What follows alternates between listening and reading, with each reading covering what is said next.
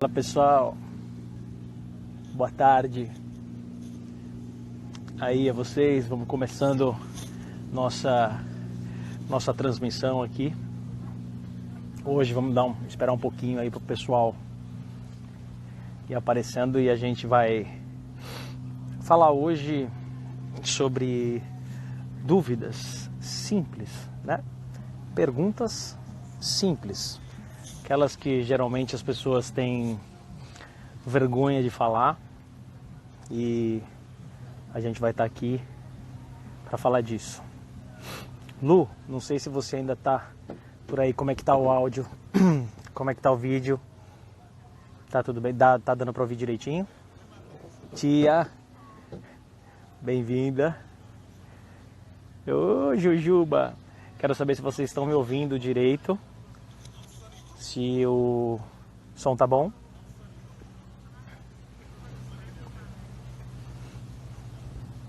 Ah, então ótimo, ótimo.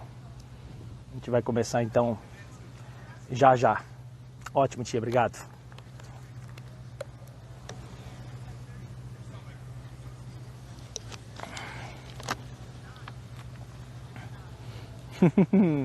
É, Juju, bonito, né? Olha o nosso querido Miquelino por aí, legal, legal. Então vamos lá. Sejam todos bem-vindos a mais uma live, mais uma conversa com você sobre dúvidas. Hoje a gente vai falar de dúvidas simples, aquelas perguntas que as pessoas têm vergonha de perguntar porque acham tão simples, tão fáceis e que às vezes não perguntam, né? Então eu fiz de uma forma para fazer com que a pessoa pudesse mandar essa pergunta diretamente para mim, e aí não ia aparecer quem perguntou, né? Então aí na live eu só vou comentar a resposta. Então a gente vamos começar as nossas sessões de perguntas. Eu separei algumas aqui. Se você que estiver assistindo aí quiser fazer alguma pergunta que tenha a ver com o tema, tá aberto, faz a pergunta que você quiser e se der aqui a gente vai responder também, tá? Então vamos lá, ó. A primeira, eu tenho uma colinha aqui, eu vou ficar olhando aqui, porque eu preparei as perguntas aí que as pessoas tinham escrito. A primeira é o seguinte: a primeira pergunta é uma que a gente falou em outras lives de uma maneira... falamos bastante e às vezes gera dúvida, o que significa dinheiro em caixa, né? Me perguntaram o que é dinheiro em caixa, pescada. Dinheiro em caixa é dinheiro em casa, dinheiro na poupança, dinheiro numa caixa. Não, brincadeira. Mas assim, o que a gente quer dizer quando fala sobre dinheiro em caixa é que é aquele dinheiro que tem que estar próximo a você, né? Que qualquer coisa que de repente aconteça, você tem como resgatar esse dinheiro e ter logo ele na sua mão. Ou seja, se você às vezes entrou num fundo que demora 30 dias para depois, quando você pede o resgate, para ele entrar na sua conta, esse dinheiro não é o dinheiro em caixa. Então o dinheiro em caixa, ele pode estar na poupança, ele pode estar num fundo de investimento que eles chamam de D mais zero, que é a hora que você pede o resgate, no mesmo dia já cai. Pode estar num tesouro, um título de tesouro. Um título de tesouro geralmente em um dia, você pede no dia, no outro dia já cai na sua conta, você resgata em um dia, depois de um dia que você pediu ele já está na tua mão. Então isso significa dinheiro em caixa, beleza? Vamos para a próxima. A próxima é uma que tem bastante a ver com o momento de agora, dizendo assim: pescada, pagar um financiamento imobiliário ou investir o dinheiro? Então o negócio é o seguinte: hoje em dia a taxa de juros, como a gente já falou bastante aqui para vocês, caiu muito. Então o que acontece? Se você tem uma dívida de financiamento imobiliário, hoje essa taxa caiu abaixo de 8, ou seja, então é muito provável que você tenha esse financiamento com uma taxa acima de 8, 9, 10, tá? Então se hoje essa taxa Selic, que é a taxa que rende nossos investimentos de renda fixa, está rendendo 5,5, e você tem uma dívida de 8, de 9, de 10,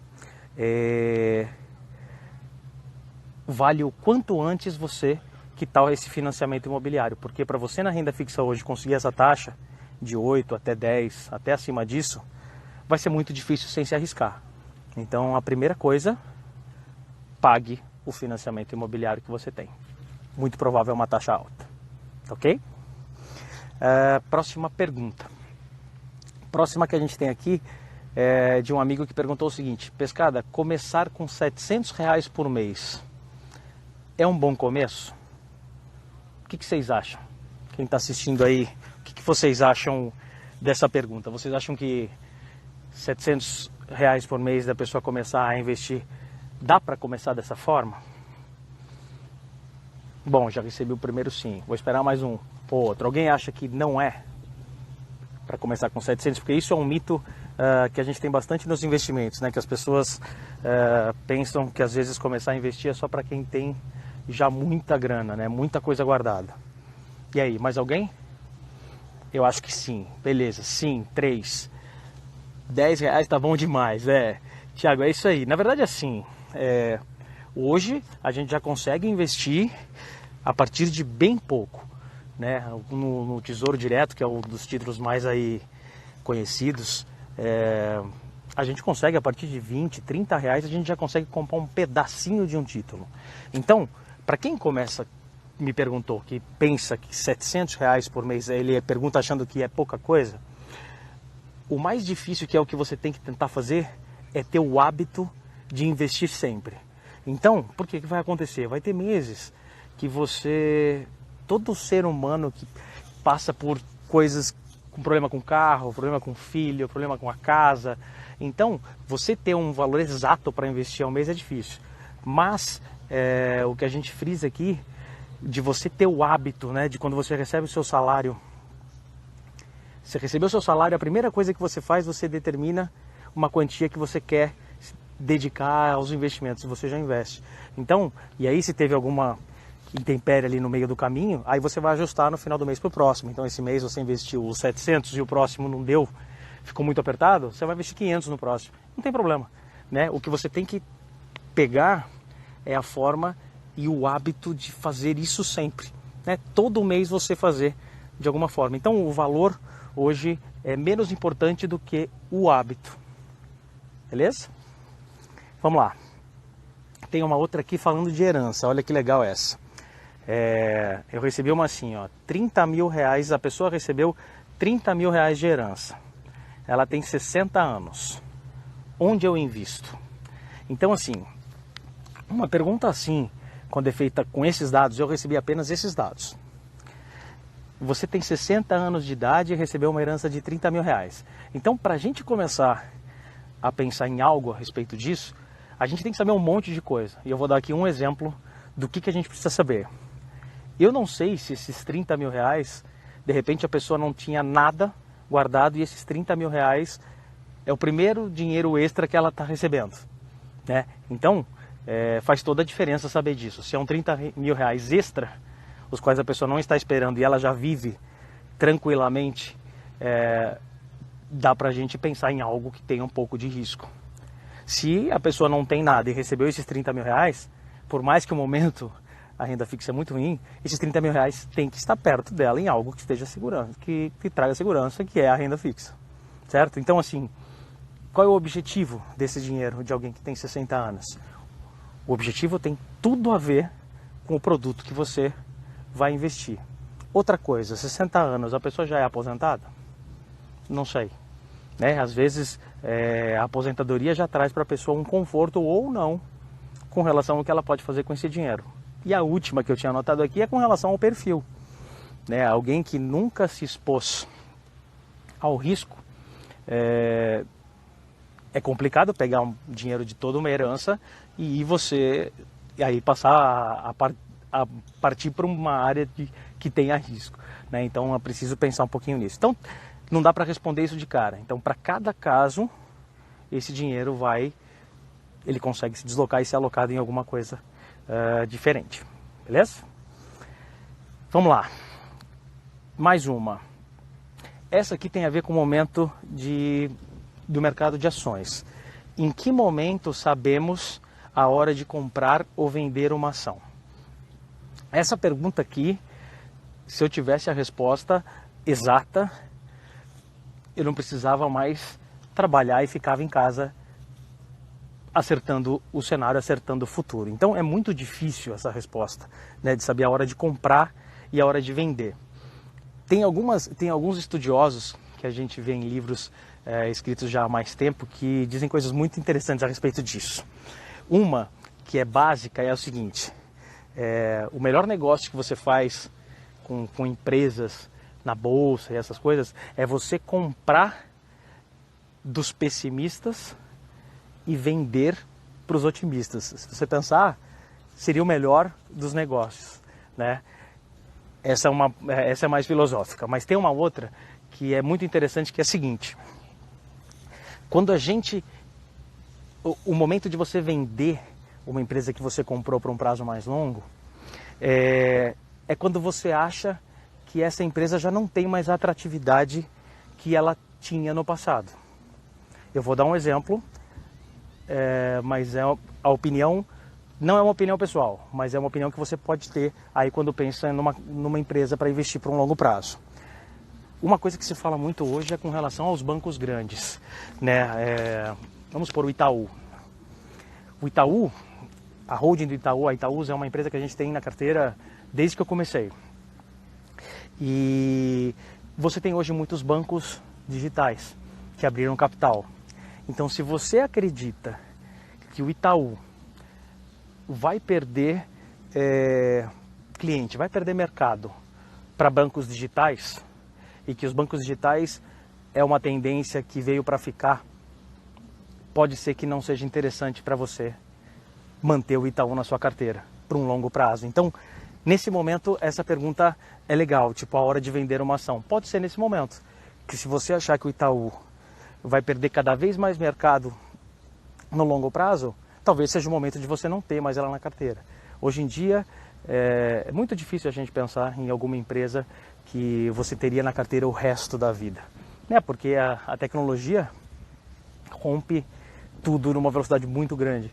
Então, assim, é bem provável que algo que é interessante hoje... eu separei uma outra aqui para falar, tipo Coca-Cola. Por mais que a gente vê, as pessoas dizem de beber outras coisas, Coca-Cola não é saudável, nem nada. De repente, quando tem outros produtos na área de bebida, então a Coca-Cola vai lá e compra, pronto. Então pode não ser a Coca-Cola, você pode não ser fã da Coca-Cola, mas a Coca-Cola tem marcas que com certeza você consome. Então às vezes tem empresas e tem marcas assim que você imagina que talvez para um longo prazo ainda seja interessante. Mas isso é pessoal. Então tá aí a ideia de quando comprar ou quando vender uma empresa no longo prazo. Beleza? Próximo. Qual é o risco que eu tenho de tirar o meu dinheiro de um banco grande e colocar numa corretora? Essa é uma pergunta que eu recebo muito de quem nunca investiu o dinheiro fora de um banco. E é bem legal falar sobre isso. Por quê? A gente teve um cliente que hoje é cliente e ele nos procurou. Legal, o André perguntando aqui sobre dividendos. Legal. E aí ele falava o seguinte: a gente foi conversar com ele, a gente faz toda uma entrevista para traçar o perfil e definir algumas coisas, e quando a gente foi falar de alocação, ele tinha um valor bastante considerável, muito bom, dentro do Bradesco. E aí quando a gente foi analisar o que ele tinha exatamente dentro do Bradesco, ele tinha 95% do patrimônio dele alocado em um fundo de investimento do Bradesco. E aí foi que a gente conversou bastante sobre isso, porque a minha pergunta para ele foi a seguinte: o senhor deve confiar bastante no Bradesco, né? Ele falou: sim, claro, tenho essa conta há 40 anos, tudo. Então, assim, ele me perguntou por quê a sua pergunta. Eu falei assim: porque se o Bradesco quebrar por algum motivo, alguma falcatrua, alguma coisa que ele seja envolvido em escândalos de Bradesco, quebra, o senhor sabe quanto o senhor recebe por ter esses fundos de investimento, esse dinheiro que está investido no fundo do Bradesco? Ele: não tenho ideia. E a resposta é zero. Zero por quê? Porque o tipo de investimento, que é um fundo de investimento, o fundo de investimento não tem garantia nenhuma se a instituição quebrar. É lógico que a gente está falando de um banco absolutamente robusto, como o Bradesco. Mas quando a gente pensa em diversificar, em pensar em risco, em essas coisas, quando você investe num produto que ele não tem garantia nenhuma, você tem que saber que esse é o risco que você está correndo. Então assim, a gente tem produtos na renda fixa, tais quais o CDB, uma LCA, uma LCI, eles têm uma garantia, tem um fundo garantidor lá, o FGC, que ele garante um valor em dinheiro se a instituição quebrar. Então, isso é sempre bastante importante quando você vai pensar em investir seu dinheiro. Beleza? Vamos para a próxima. A próxima é a seguinte. Como a corretora ganha dinheiro? Essa é bem legal. Primeira coisa, na área de ações, uma corretora ganha corretagem, ou seja, quando você compra uma ação, uma taxa que você paga para comprar essa ação é para a corretora. Então a corretora pega essa corretagem. Hoje em dia, aí você pensa o seguinte, pô Pescada, hoje em dia tem corretoras que não cobram corretagem. E tem mesmo. Às vezes é por um período, né? E às vezes é por bastante tempo que ela fica sem cobrar corretagem. Então aí como ela ganha dinheiro? Ela trabalha de graça? Não, não trabalha de graça. Eu vou dar um exemplo para vocês. Vamos por um banco pequeno. Um banco pequeno vai ofertar um CDB para o público. Então, ele chega na corretora e fala o seguinte, corretora, eu tenho 10 milhões de reais nesse CDB aqui e eu quero que você distribua ele para mim. Daí a corretora faz o seguinte, bom, quanto vai remunerar o investidor esse CDB? Esse CDB, vamos supor que é um CDB de 110% do CDI. A corretora vai falar o seguinte, tudo bem, a gente distribui, só que eu vou repassar isso para o investidor a 106% do CDI. Então esses 4% de diferença é o dinheiro que a corretora ganha. Então você, como investidor, vai ter a sua remuneração de 106%. E você nem sabe que esse CDB, na verdade, na raiz dele, ele era 110%. Porque só te vem o que a corretora te ofereceu. Então a corretora, essa é uma das formas. A outra que eu vou passar para vocês, que é bem legal, porque tem a ver muito com a nossa área, na área de gestão, são os fundos. Então você imagina o seguinte, o Pescada tem um fundo Pescada Ações Agressivas, Pescada Fundo de Ações. E eu cobro de quem vem até mim investir no nosso fundo 2% de taxa de administração. Se eu vou numa corretora, só que aí eu tenho uma distribuição pequena das pessoas que eu conheço e que me conhecem. Se eu quero ganhar mercado, o que eu faço? Eu vou numa corretora e apresento para eles, falo, olha, eu tenho um fundo de ações, que esse fundo de ações são 2% a taxa de administração eu cobro. E a corretora fala, não, beleza, sem problema. Então para a gente distribuir ela aqui na corretora, a gente vai cobrar 1% de você. Então assim, quando o investidor comprar o seu fundo através da nossa corretora, ao invés de você ganhar os 2%, fica 1% para mim e 1% para a corretora. Entendeu? Aí aonde que as corretoras ganham nos fundos. Então todos os fundos que as corretoras distribuem, ela remunera um pouquinho a corretora porque ela tira um pouco do gestor ali, do distribuidor do fundo. Para o investidor, dá no mesmo, porque se ele for comprar direto com o Pescada, ele vai pagar 2% de taxa de administração. E se ele comprar na corretora, o investidor também vai pagar os 2% de administração, só que ali ele paga 1% para o Pescada e 1% para a corretora. E aí a corretora ganha dinheiro também. Entenderam? Interessante, né? É uma pergunta bem legal que a gente recebeu, que pouca gente pergunta sobre isso. Uma outra pergunta que a gente recebeu, e essa aqui a gente vai estar pensando em fazer um vídeo, porque ela é bem detalhada, tem muita coisa para falar sobre isso, é sobre o DARF. DARF, o que é DARF? DARF é um documento de arrecadação de receitas federais, DARF, DARF. E quando que eu tenho que pagar um DARF em cima dos investimentos? Tem diversas situações em que você, investidor, deve pagar um DARF.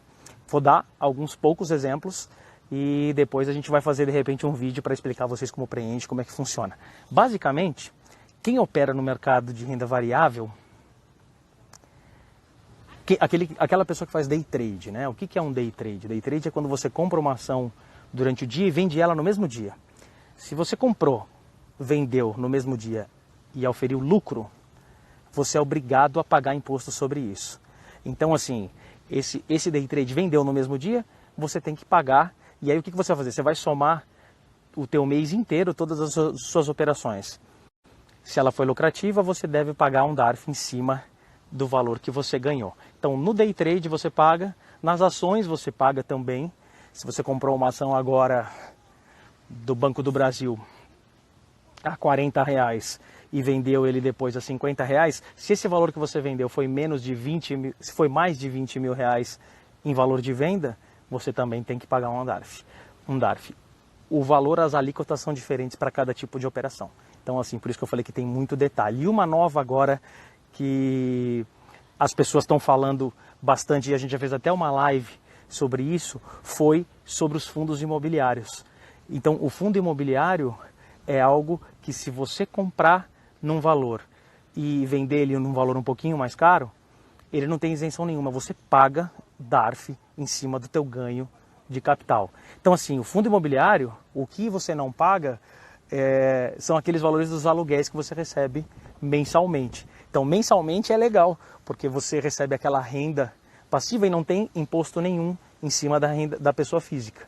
Mas se você comprar por 100 e vendeu a 110, você paga DARF também em cima disso. Então, mais para frente a gente vai pensar aí em fazer um vídeo, de repente, no nosso canal lá do YouTube para mostrar para vocês como é pagar um DARF. No começo, uma coisa bem interessante, no começo quando a gente olhava o DARF, a gente não queria pagar, né? Porque você ia pagar imposto, então você ficava preocupado em fazer uma operação acima de 20 mil reais porque você não queria pagar um DARF. E depois o tempo vai passando e você vai juntando uma carteira grande e aí você muda o teu pensamento, né? Você fica feliz quando você paga um DARF porque significa que você está tendo lucro, né? Você está vendendo as coisas e ganhando nesse mercado. Então, pagar DARF não é tão ruim assim quanto possa parecer. Beleza? Bom, vamos lá. Aí, primo. Obrigado, primo, pela audiência aí. Um abração para vocês. A gente teve uma pergunta aqui, mais para cima, falando de dividendos, o André. Esse também é um assunto que tem bastante coisa para a gente falar sobre, né? Não dá para falar assim em alguns minutos, que nem a gente está fazendo aqui na live. O que eu quero dizer, o que é um dividendo? Dividendo é um pedaço do lucro que a empresa que dá lucro divide contigo enquanto investidor. Então, assim, com o passar do tempo, a gente colocou até um post essa semana mostrando, né? Quando você começa uma carteira de ações, você começa uma carteira de investimentos, você recebe poucos dividendos, porque você tem pouco dinheiro ali ainda investido. Então, quando começa, você olha ali, e a gente botou até nessa semana aqui num story, mostrando um japonesinho fazendo assim, né? Nossa, procurando dividendo, que era uma coisa tão pequenininha que ele recebia, porque ele tinha pouco dinheiro investido. Porém, quando você começa a ter esse hábito de cada vez comprar mais empresas boas, que dão lucro, e que distribuem esse lucro com o acionista, você vai começar a ver que os dividendos começam a pagar contas que você tem na sua vida. Se você está no processo de acumulação, a melhor atitude sua seria você reinvestir esse dividendo, porque você não precisa disso ainda, né? Você tem... Desculpa. Quando você está em formação da tua carteira, a melhor coisa é que você reinvista. Por quê? Porque a tua carteira cresce, tanto com o teu depósito que você separou ali do que você ganha por mês, junto com o dividendo, e você reinveste, a tua carteira cresce. Quando chegar numa fase mais madura, e cada um tem uma fase mais madura, ali vai ser uma fonte de renda para você, porque você tem empresas boas e você vai receber esse dividendo sempre. As empresas grandes e boas pagam dividendos. Então você vai acabar usando esse dinheiro que vai cair na sua conta ali ainda até hoje, livre de imposto, para você, de repente, você pode resgatar e usar ela para pagar seu condomínio, seu plano de saúde e algumas coisas assim. Isso que grandes investidores fizeram e mostram aí, sempre mostra o pessoal bem mais velho, porque uma carteira de ações é assim. Aliás, falando de ações, parece que coincidência, né? Mas hoje é um momento histórico. a Bovespa, né, o índice de ações da Bolsa, fechou no maior valor da história do mercado acionário. Fechamos, acho que acima aí de 106 mil pontos. O que significa isso? Significa que a quantidade de empresas ali, que cada uma tem o seu peso dentro desse índice, está no maior valor que já esteve na história, né? Então a gente está passando, mais uma vez falando, de um momento muito otimista, né? Então aí você ouve aquilo que eu falei lá dentro, lá atrás, falando sobre daquela conversa de qual é o momento de comprar ou vender uma empresa. Nesse momento os otimistas estão atacados e muito convencidos de que o momento é muito positivo para o Brasil. A gente está passando por um momento muito otimista, beleza? Acho que, não sei se consegui te ajudar, André, depois a gente pode falar um pouquinho mais sobre isso, sobre os dividendos. Tenho mais duas perguntas aqui, se alguém quiser fazer alguma, já estamos quase acabando a live. Bom, essa é uma sensacional que eu recebi, porque é uma dúvida de muita gente e eu quero que vocês prestem atenção. Ó, a pergunta foi a seguinte: Pescada, eu vou comprar algo que tem um valor muito alto. E aí o vendedor pergunta para mim: você quer pagar à vista ou em X vezes sem juros? E eu nunca sei o que é melhor. Se eu peço desconto ou se eu pago à vista. Então assim, ó, nesse caso dele era o seguinte: ele ia fazer um parcelamento de 10 vezes. Ele ia pagar em 10 vezes, sem juros nenhum. E aí o desconto à vista que ele tinha era de 10%. O que seria melhor ele fazer? Quero ver vocês aqui, que estão acompanhando. O que vocês acham é melhor? Ele pagar à vista, em que ele tem esses 10% de desconto, ou ele paga isso parcelado em 10 vezes sem juros? Quero ver, vamos ver. Quem vai ser o primeiro aí que vai dar um palpite para resolver essa questão? Vou dar uma dica. A taxa de juros muda bastante. Então, nós brasileiros estávamos acostumados com uma taxa muito alta. Hoje a taxa é mais baixa. Então, será que isso muda alguma coisa nesse cenário? Aqui, ó, Gadelha Márcio. Pati dizendo à vista. Gadelha Márcio, eu acredito que também quis dizer a mesma coisa. 10% de desconto, né, Márcio, pagando à vista. É isso? Olha, até minha mãe respondendo essa, gostei de ver. Sim, à vista. Vamos lá. Então é isso aí. Vocês acertaram, é isso. 10% à vista. Mas aí agora é o seguinte: que conta eu faço, né? Para ser... Aí, Márcio, perfeito, acertou, é isso mesmo. Vamos lá, que conta que eu tenho que fazer? Antigamente o brasileiro estava acostumado com aquela taxa de 1% ao mês. Hoje, essa taxa caiu pela metade. Então é até um pouco menos do que isso. Mas vamos fazer a conta sempre com 0,5% ao mês. Então pense o seguinte: quando alguém falar para você que você pode parcelar em 10 vezes, multiplica isso por 0,5. Se não for de cabeça, pode fazer na calculadora. 10 vezes 0,5 é 5%, certo? Então, se ele te der um desconto acima de 5%, vale a pena você pagar à vista. Se o desconto for menor de 5% nesse caso, faça parcelado e pague em 10 vezes. Vou fazer mais um exemplo só para vocês fixarem isso aí. Muitas lojas vendem em 3 vezes sem juros, certo? A partir de qual é o desconto para valer a pena eu pagar em 3 vezes ou pagar ele à vista? 3 vezes, vamos lá, 3 vezes meio dá 1,5%. Então, se a loja te der mais de 1,5% de desconto, pague à vista. E parece uma bobeira, né, falar sobre isso. Isso é educação financeira total. Então, se você olhar as empresas hoje que fazem esse financiamento de 3 vezes, muitas delas vão dar um desconto maior do que 1,5%. Então, pague à vista. Beleza? Espero que vocês tenham entendido essa aí. Achei que foi uma pergunta muito boa que a gente recebeu de um cliente nosso e tá aí, compartilhado com vocês. Vamos lá. Ó, eu tenho a última pergunta aqui. Então a última pergunta fala o seguinte: quanto tempo em média você mantém uma ação na sua carteira? né? Essa também é mais voltada para o mercado de renda variável. E eu trouxe um estudo aqui bem interessante sobre isso. Primeiro eu vou falar da minha parte, como ele perguntou para a minha carteira, eu vou falar o que a gente faz.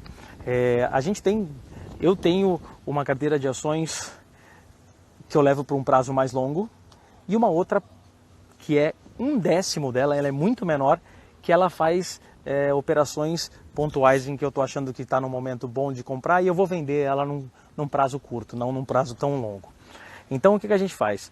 Numa carteira de longo prazo, eu mantenho ela até eu achar que a empresa continua com um diferencial interessante que vai fazer ela sobreviver no mercado por bastante tempo. Então eu mantenho ela por muito tempo.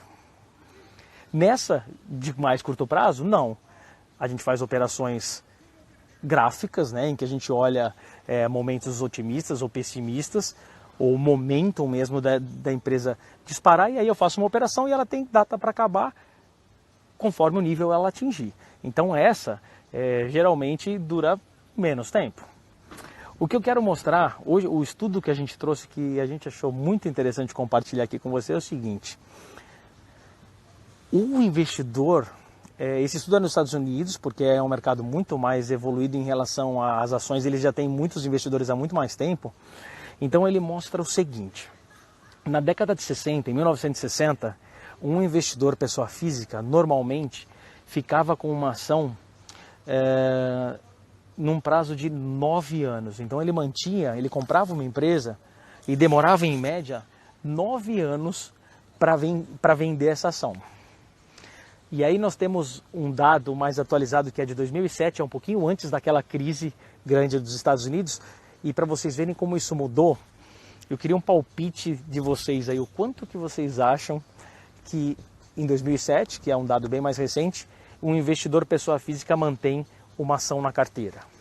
O que vocês acham? Mais que 9 anos ou menos que 9 anos?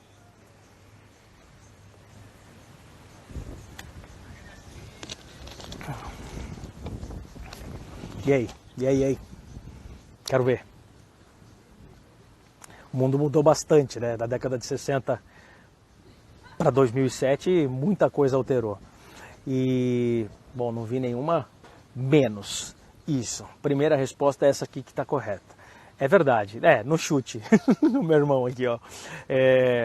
E é menos, Ale, e é muito menos.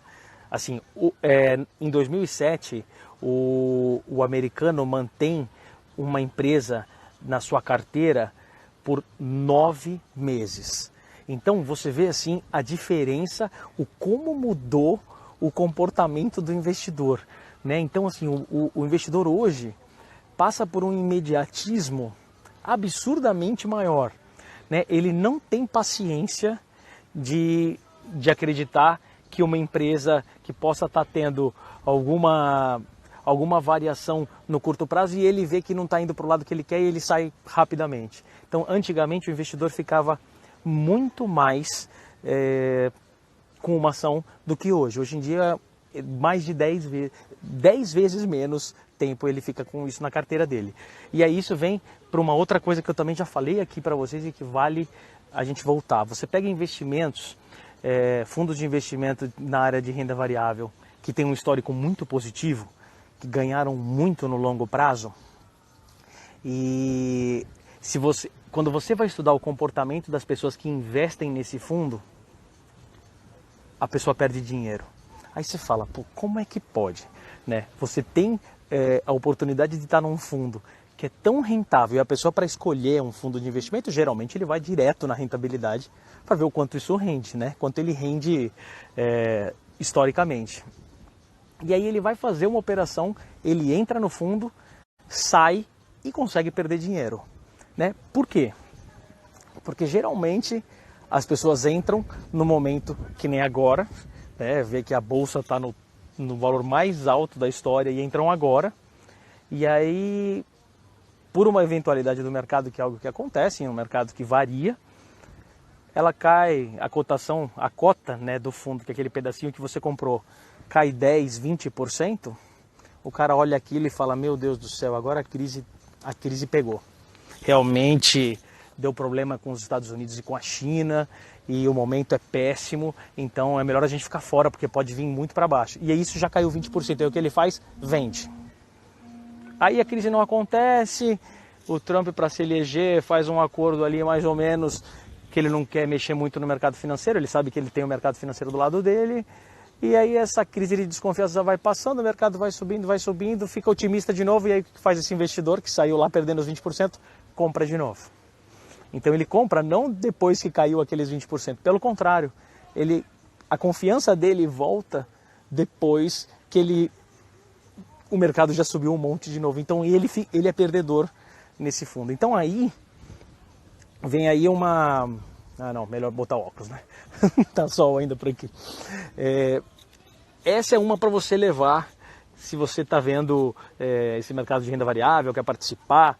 É uma coisa muito legal de você ter esse insight, se você ainda nunca participou desse mercado. É muito mais saudável você entrar no mercado na hora que ele deu uma oportunidade, a hora que ele caiu, do que na hora que ele subiu. Então, as melhores compras que a gente faz no mercado de bolsa são depois de quedas, e não depois de que o mercado subiu bastante. Não estou dizendo que agora não é um momento que você pode comprar alguma coisa. Você pode sim comprar alguma coisa. Mas se você tem ali uma alocação para colocar em renda variável, entra aos pouquinhos, entra devagarinho. De preferência, a hora que tem alguma queda, isso vai ficar muito legal. Obrigado aí pela participação, Josi. Legal. Muito legal conversar com vocês. Bom,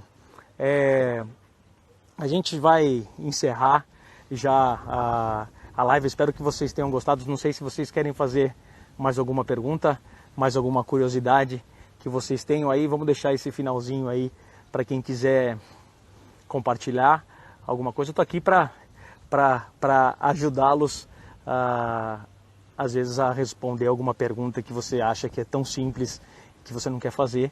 E eu espero que hoje tenha ajudado aí nessas 10 perguntas. Nós pegamos 10 perguntas e trouxemos aqui para trocar essa ideia com vocês. Então, o meu último minutinho aí para vocês aí, se quiserem tirar alguma dúvida. Miquelino, um grande abraço para você aí. Obrigado por estar junto aqui com a gente.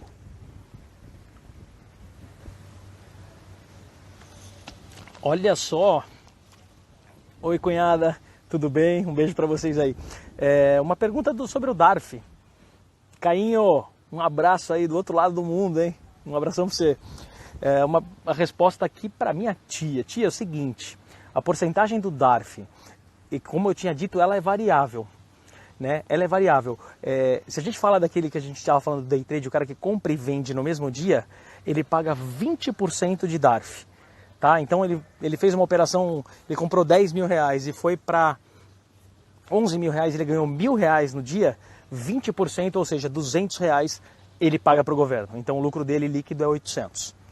E aí, só uma comparaçãozinha, se você compra uma ação por 10 mil e um mês depois você vende ela por 11, esse percentual do DARF cai para 15%. Então não é mais 20, e aí 15. Então se ele lucrou 1.000, né, 15% dá 150, então ele lucra 850 reais.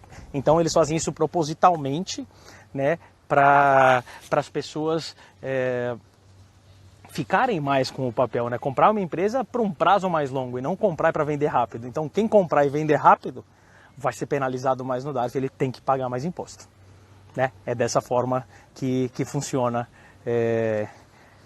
basicamente aí. E aquilo que eu falei também do fundo imobiliário, o fundo imobiliário é uma alíquota só, é uma alíquota de 20% em cima da valorização. Beleza? Acho que é isso. Pati, obrigado aí por estar presente também com a gente dividindo aí essa tarde. Obrigadão. Então acho que é isso, pessoal. Queria agradecer a todos vocês por estarem aí dividindo um pedaço do dia. Deixa eu me acertar por aqui. Acertar e agradecer, né, por estarem presentes aí, a gente trocando ideia e passando aí uma noite agradável. Espero que tenham gostado. A gente vai gravar e colocar isso aí também no nosso canal lá do YouTube. Se você tem alguém que quer mostrar o que aconteceu, fala para entrar lá no nosso canal. Nosso canal é Foquemos, né, no YouTube, e ali vai estar, a gente está gravando e colocando aos pouquinhos lá as nossas lives. para você compartilhar com quem você quer que tenha acesso a esse conhecimento, tá bom? Um abração para vocês, fiquem com Deus e a gente se vê em breve. Tchau, pessoal. Um abração para todos. Obrigado por estarem por aqui. Valeu.